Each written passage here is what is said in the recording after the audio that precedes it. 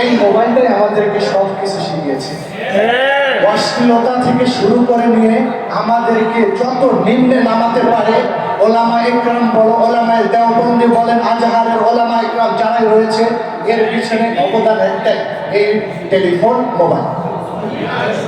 আগে ছিল কি, আগে যখন আজ থেকে প্রায় অনেক বছর আগে যখন স্মার্টফোন ব্যবহার তৈরি করা হলো, বিজ্ঞানী যখন স্মার্টফোনটা তৈরি করলো, তৈরি করার পর সর্বপ্রথম এই স্মার্টফোনের দিয়ে আপনারা দেখবেন যে আমাদের বাংলাদেশে যদি লোকেশন ট্রাই করা হতো যে মসজিদ কতগুলো আছে আমাদের বাংলাদেশে, তখন হাজার হাজার আমাদের লোকেশনের ভিতরে মসজিদ দিয়ে ভর্তি থাকতো।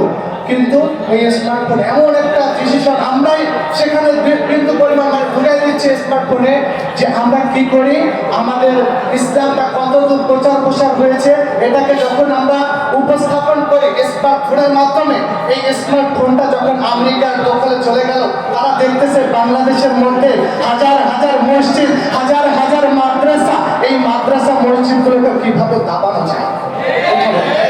এরপর কি করলো, তারা আস্তে আস্তে ষড়যন্ত্র করে ইহুদিদেরকে আমাদের বাংলাদেশে ঢুকিয়ে দিল।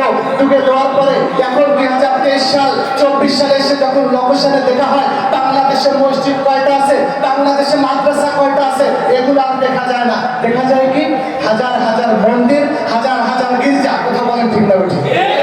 এটা কি আমাদের ওলামা ইকরামদের ব্যর্থতার কারণে। আজকে আমরা এই আজহার শরীফে পড়তে এসেছি, মিশরে পড়তে এসেছি, আমাদেরকে মাথার ভিতরে এটা ঢুকে রাখতে হবে, বাংলাদেশের মধ্যে যতগুলো বাতিল রয়েছে, যতগুলো বিভ্রান্তকারী রয়েছে, তাদেরকে আমরাই পারবো বাংলার জমিনে ফুটিয়ে দিতে। কথা